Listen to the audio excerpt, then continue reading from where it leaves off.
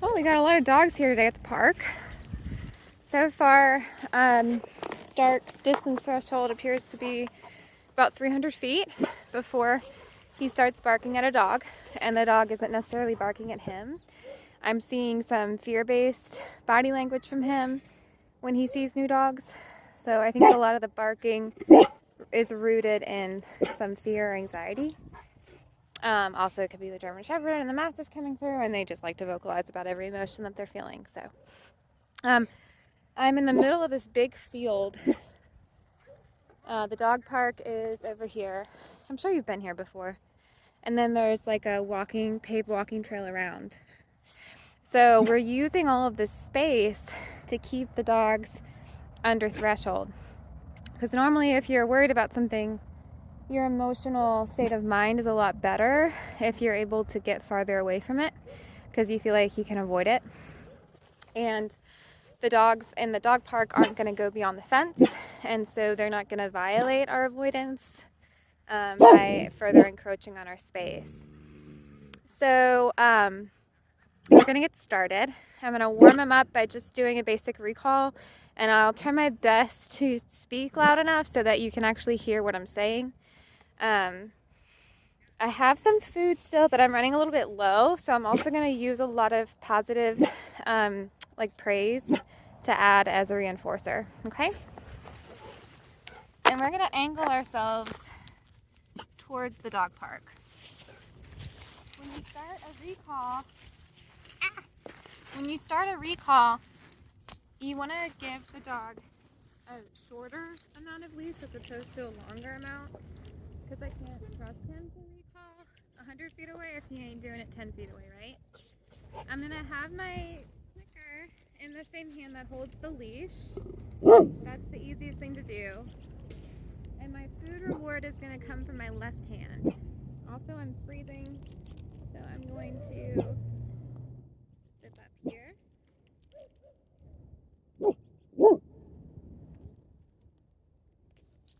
Yeah, it's cold. It's cold. All right. Maybe we're good. Okay.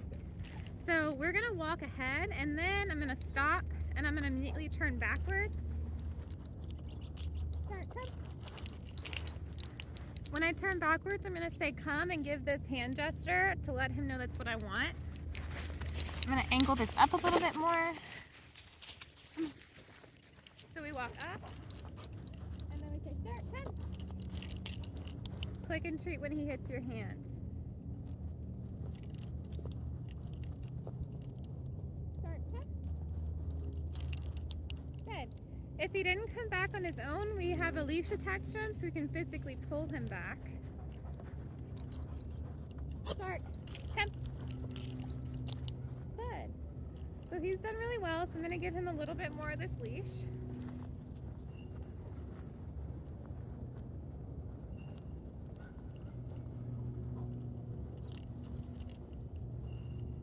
Start, come.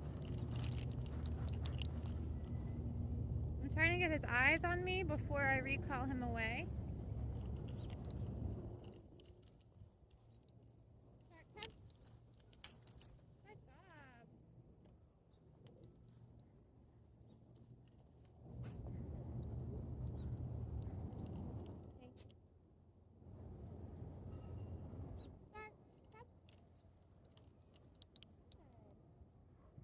Okay, he's done really well, so now I'm going to let him get naturally distracted. So I'm going to give him even more leash.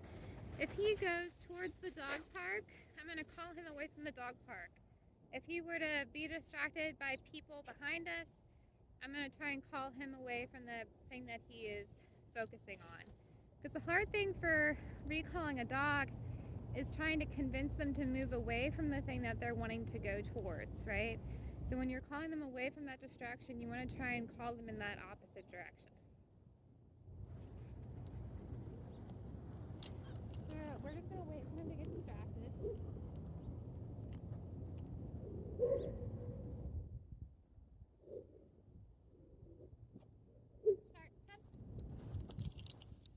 He didn't really move towards the dog, but he did start moving. Start, come.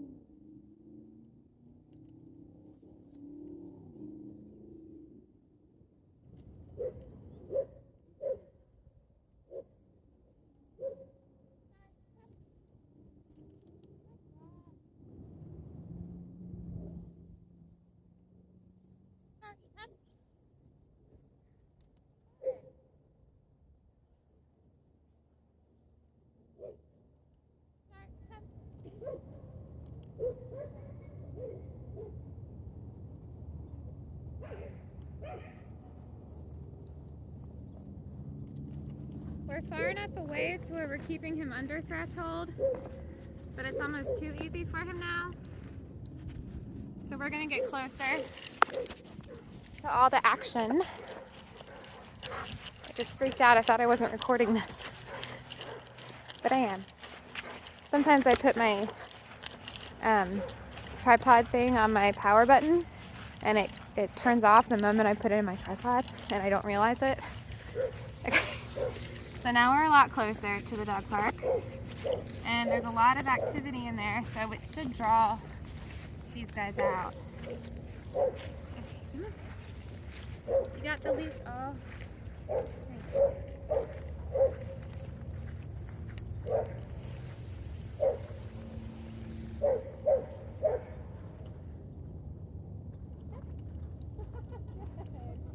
He offered that one, that was nice.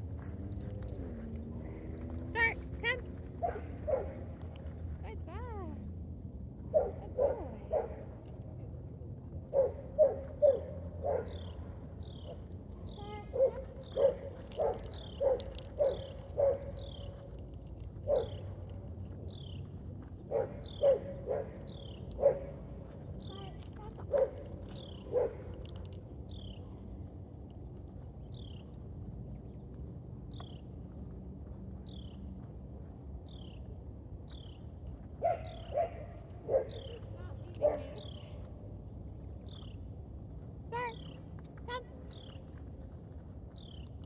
Good boy.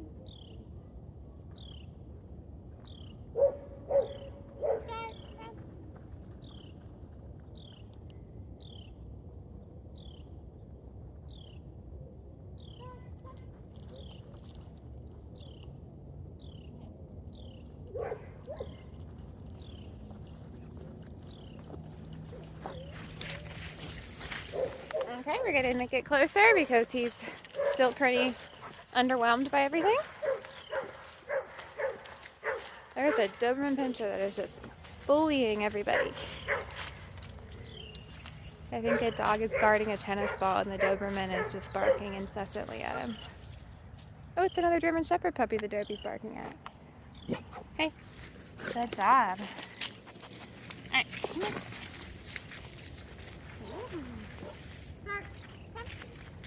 So he's starting to get a little bit boosty. So this is definitely a... Oh, that was Stark. Come on. Hey.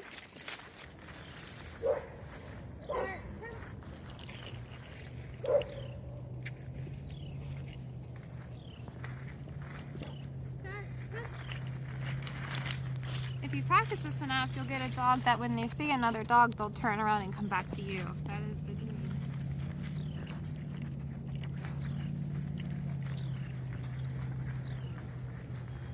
Start.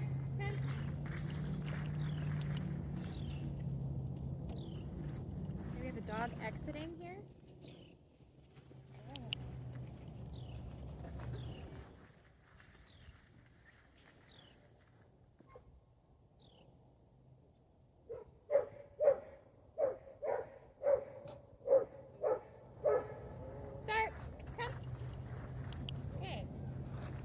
It's like the moment he looks at it, that's when I'm going to call him away. Come. Good. Start. Come. Good. Good. He just looked at the other dog and back at me. Start. Come. Good boy.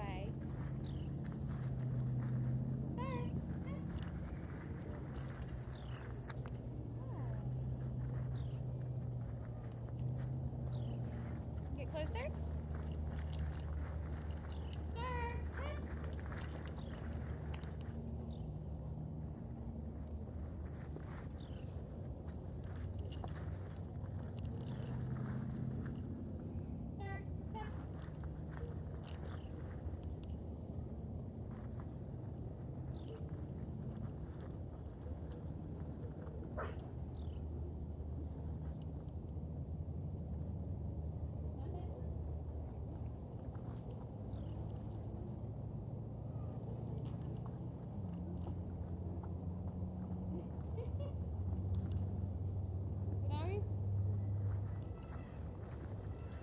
he's starting to offer this behavior.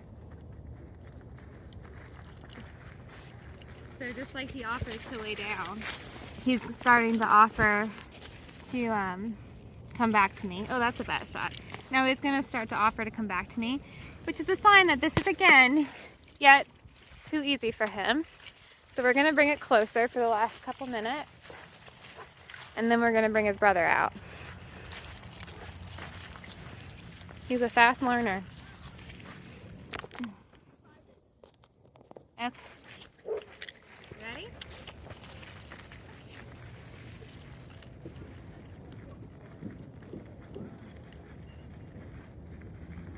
Start. Step. Nice. Oh.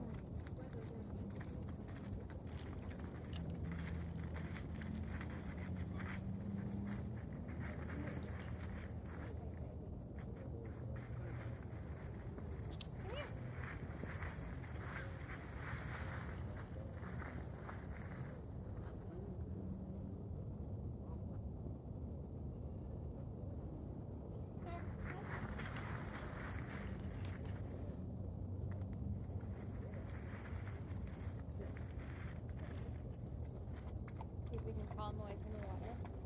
Start. Come. Very good. Start.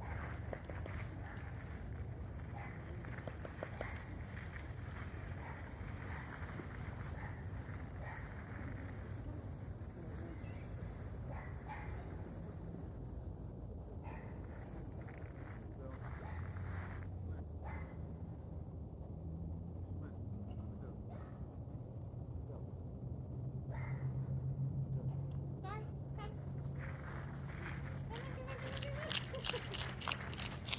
Good job.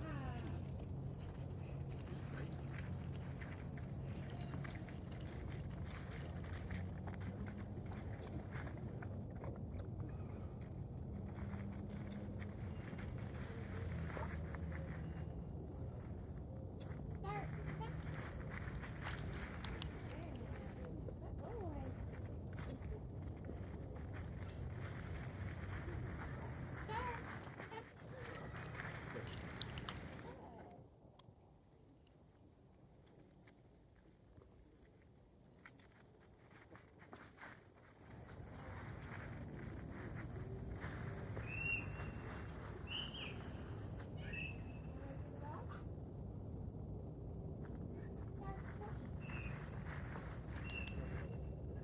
Good job.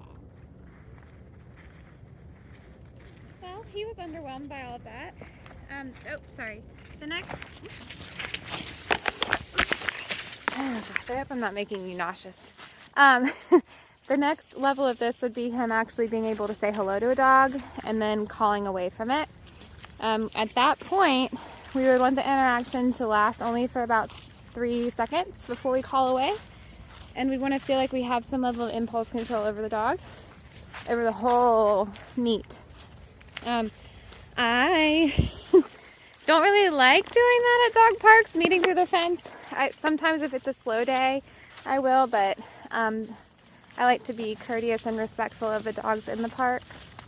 And sometimes dogs are prone to frustration-related aggression behind a fence, and I don't want that to happen. So I'm going to go get Max now and work him on the same exact thing.